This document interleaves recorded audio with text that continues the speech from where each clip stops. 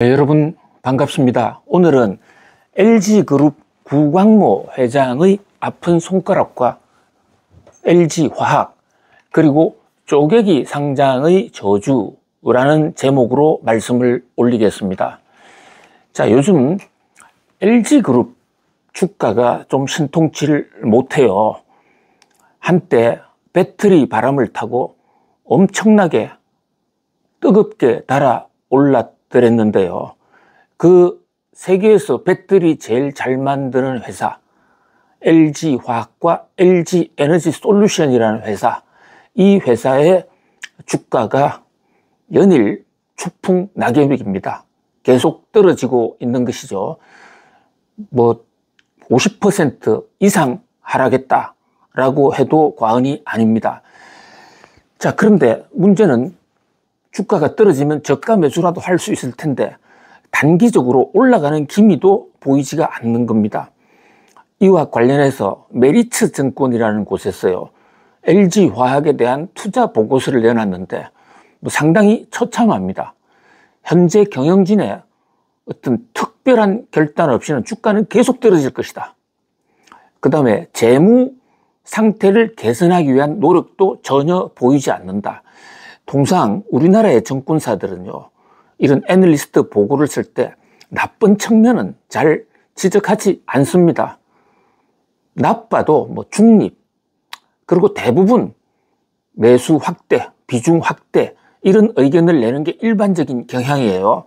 이런 데 비하면 이번 메리츠 증권의 LG화학에 대한 투자 의견은 아주 참혹하다, 아주 저주를 퍼부었다, 이렇게 볼 수도 있거든요. 자, LG 주식 투자하시는 분들 조금 조심할 필요가 있는데요. LG화학이 어떤 회사입니까? LG는 원래 경상남도 진주 그 지수면에서 출발한 회사입니다. 진주 시장에서 포목 장사를 하던 구인혜 씨가 큰 뜻을 품고 부산으로 넘어와서 기업을 창업을 했는데요. 그때 처음 한 사업 중에 하나가 바로 크림, 사람들 화장품, 여성용 화장품을 만드는 것이었습니다. 그것을 크림을 일본말로 구리무 하니까 당시에 그 언론들을 보면 LG 구리모라는 표현이 많이 나옵니다. 그리고 이 구리모를 파는 방식에서도 그 판매원들이 동네 방방곡곡을 돌아다니면서 북과 장구를 치면서 둥둥 울리면서 구리모 왔습니다, 구리모 왔습니다 하면서 팔았거든요. 그래서 사실 그 LG 구리모의 별명이 둥둥 구리모였고, LG그룹은 한때 둥둥 구리모 그룹이라는 애칭까지 들어왔습니다. 자, 왜 이 말씀을 느닷없이 올리느냐? LG화학의 뿌리가 바로 동동구리모고 우리나라의 화학산업을 일으키는 사실 산정인이었다, 이렇게 볼 수가 있거든요. 요즘 LG는 전자도 하고 그 밖에 안 하는 업종이 거의 없다시피 하지만 LG의 모태는 바로 화학산업이다. 그런 면에서 LG화학은 기업의 정신이자 기업의 모태다, 이렇게 볼 수가 있는 것입니다. 그런데 그 LG화학이 어렵다. 이것은 LG그룹 전반에 상당한 지금 부담이 될 것으로 보여집니다. 자, 지금 오늘 아침 몇몇 언론들이 LG그룹의 회사는 적자고 주가는 폭락인데 거기에 CEO는 수십억 원에 정확하게는 한 20억 조금 미달하는 금액 같아요. 보수를 받았다. 이것은 투자자와 소비자에 대한 배신이다, 이런 지적까지 나오고 있거든요.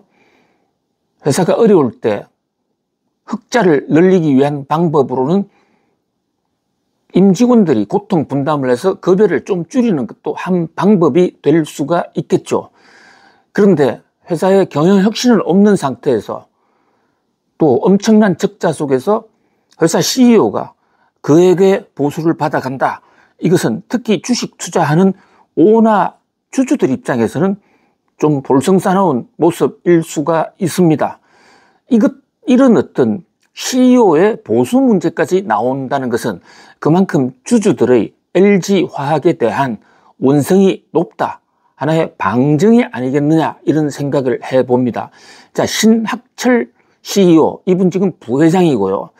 이분이 1957년생이시니까 LG그룹에서는 아마 연세가 가장 많은 최고 어른 중에 한 명이 아닐까 생각을 해요. 자, 지금 LG그룹은 구광모 회장이 끌어가고 있죠. 구광모 회장이 2018년 그의 양아버지 구본무 회장이 갑자기 사망하면서 이제 경영권을 인수해서 그때부터 그룹 회장이 됐는데요. 지금 구광모 회장이 회장될 당시 나이가 40이었습니다. 굉장히 당시로서는 젊은 나이라고 볼 수가 있죠. 거대한 LG그룹을 이끌기에는 40이란 나이는 굉장히 연세가 많다라고 보기는 어렵죠. 그래서 부회장단, 그러니까 가신그룹, 오랫동안 LG에 근무해왔던 이런 분들이 사실상 버팀목이 되어 왔습니다. 근데 이 와중에 구광모 회장이 아주 독특한 인사를 하나 해요. LG 출신이 아닌 바깥에 있는 전문가를 데려와서 부회장까지 승진을 시킵니다. 그분이 바로 신학철이라는 분이에요. 신학철, 이분은 3M에 근무를 한, 그러니까 외국계, 다국적 기업에 근무했던, 우리나라에는 우리나라 기업 경영 문화에는 별로 접근하지 않았던 분이죠. 이분을 전격적으로 발탁을 해서 부회장단 중에서도 가장 많은 시니어로 지금 모시고 있단 말이죠. 그런 분인 만큼 신학철 부회장의 경영이 잘 안 되면 발탁한 사실상 구광모 회장의 1호 중점 인사라고 볼 수 있는 신학철 인사가 실패하게 되면 선택을 한 구광모 회장도 여러 가지로 좀 상처를, 이미지가 구겨질 수가 있죠. 그런 면에서 신학철 부회장의 보수 논란이나 또는 LG화학의 주가 하락은 구광모 회장님 입장에서는 아픈 손가락일 수가 있는 것입니다. 자, 지금 특히 요즘 야당에서, 그러니까 민주당 등 야5당이 상법 안을 지금 통과시켰습니다. 그런데 상법을 바꾸게 된 결정적인 계기, 이것이 야당 국회의원들의 주장에 따르면 LG화학 때문이라는 겁니다.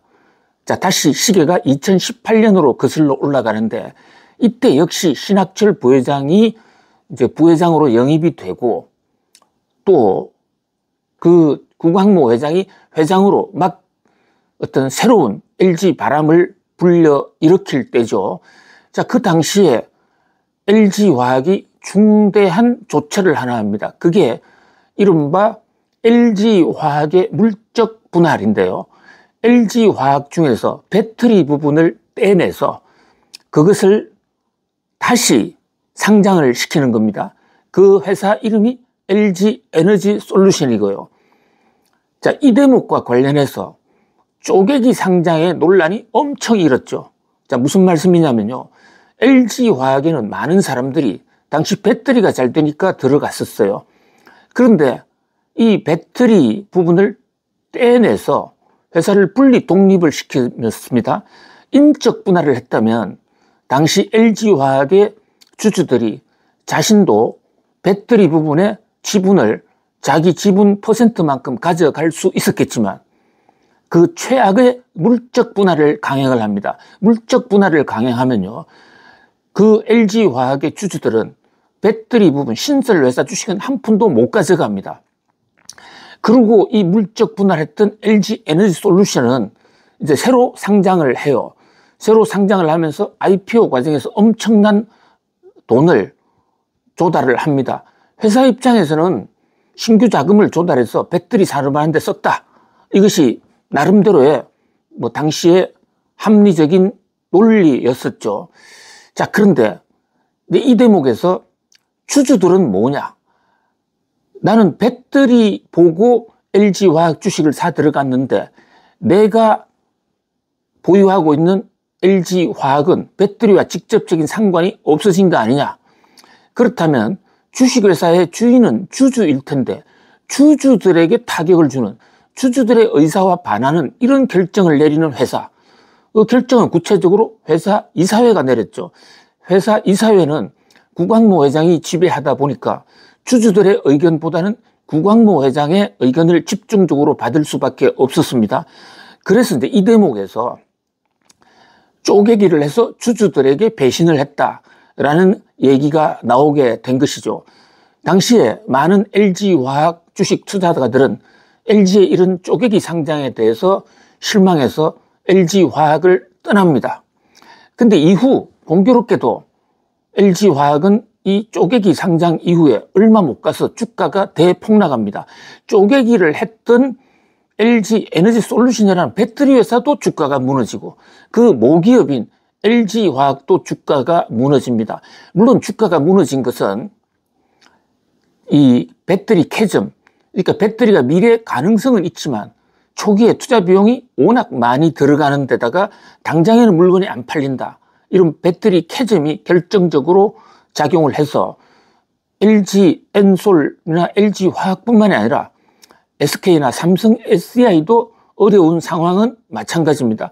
그러나 엄청나게 투자를 한 LG로서는 그 부담이 크고요. 특히 미국 지역에 많은 투자를 했는데 미국 회사들, 포드라든지 제너럴 모터스, 스텔란티스들이 LG와 합작을 해서 배터리 공장 짓겠다고 했다가 배터리 캐즘이 오자, 전기차 캐즘이 오자 다 떠나버리는 이런 상황이 되다 보니까 투자 손실이 엄청났던 것입니다. 결국은 LG화학의 신규 자금 조달을 통한 배터리의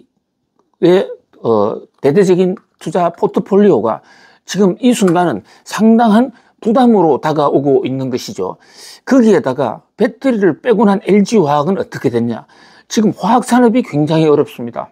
어려운 정도가 아니라 심각한 위기 상황으로 치닫고 있습니다. 중국 쪽에서 석유화학 물량이 쏟아지면서 덤핑이 굉장히 심해졌거든요. 그러다 보니까 가격도 떨어지고 한때 우리나라의 석유화학 회사들은 중국의 물건을 팔면서 석유화학 제품을 팔면서 엄청난 호황을 누려왔었습니다. 중국의 빠른 고대 성장기에 우리나라의 석유화학 제품이 많이 필요했던 것이죠. 그런데 이제는 중국이 불경기로 해서 한국산 수요가 급격히 줄어들었습니다. 한 걸음 더 나아가 이제는 중국에서 석유화학 제품이 공급이 더 많아져서 오히려 그 물량을 세계에 실어내고 있습니다. 그러다 보니까 가격이 뚝뚝뚝 떨어지고 있는 상황이죠. 자, 일본의 석유화학 업체들은 이 와중에 고부가가치 산업, 전문성 산업으로 변신을 하면서 나름대로 흑자를 보고 있는데 우리는 그냥 아무런 대책 없이 중국과 물량 경쟁을 할 수밖에 없는 그런 노천에서 경쟁을 하는 그런 상황에 이르렀거든요. 거기다가 사우디 등 지금 산유국들이 석유만 파는 것보다는 직접 석유 제품을 만들어야 되겠다 해서 석유화학 공장을 대폭 증설하고 있습니다. 사우디와 중국의 합작 공장이 전 세계 도처에 들어서고 있고요.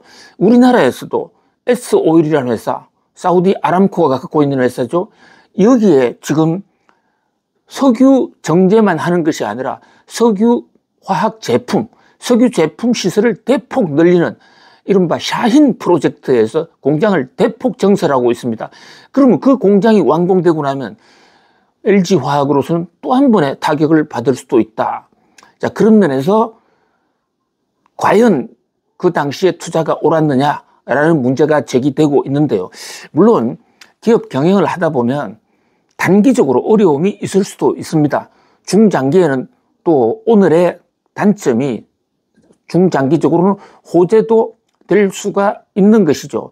그러나 지금 LG화학은 메리츠 정권이 저주의 보고서를 낸 대로 살아날 구멍이 잘 안 보인다. 그런 면에서 LG의 새로운 경영 전략은 없는가? 자, 지금 물론 LG화학은 구광모 회장이 하는 여러 회사 중에 한 파트일 뿐입니다. 그러나 모두의 말씀드린 대로 LG화학은 그룹의 모태다. 그런 점에서 LG화학의 침체는 그룹 분위기에 상당한 악영향을 준다. 신학철 부회장과 이 LG화학의 구광모 회장 입장에서는 LG화학을 살리는 것이 지금 그룹 차원에서 굉장히 중요한 화두로 되었고요. 특히 이 과정에서 쪼개기 상장을 하면서 주식시장에 신뢰를 잃어버려서 LG를 떠나간 많은 투자자들, 그 사람들의 신뢰를 다시 찾는 그런 좀 특단의 노력도 필요할 것으로 보입니다. 흔히 LG를 착한 기업이라고 그럽니다. 착한 일도 많이 해왔습니다. 비교적 합리적이고 LG야말로 믿을 수 있는 기업이다라는 이미지도 동시에 갖고 있어요. 그런데 주식시장에 관한하는 LG화학의 쪼개기로서 LG는 그동안에 벌어왔던 착한 기업으로서의 이미지를 다 잃었다. 오죽했으면 상법 개정을 하면서 주식 더 이상 주주들 피해가 없는 법이다 해서 LG화학 방지법이다 라는 얘기까지 나오게 되는 상황이지 않습니까? 그런 면에서 우리 착한 기업 또 저력 있는 LG 증권시장에 떠나간 투자자들을 잡아올 수 있는 그런 어떤 과감하고 좀 체계적인 합리적인 그런 대책 서둘러 마련해 주었으면 합니다. 자, 오늘은 LG그룹 구광모 회장의 아픈 손가락과 LG화학 그리고 쪼개기 상장의 저주라는 제목으로 말씀 올렸습니다. 감사합니다.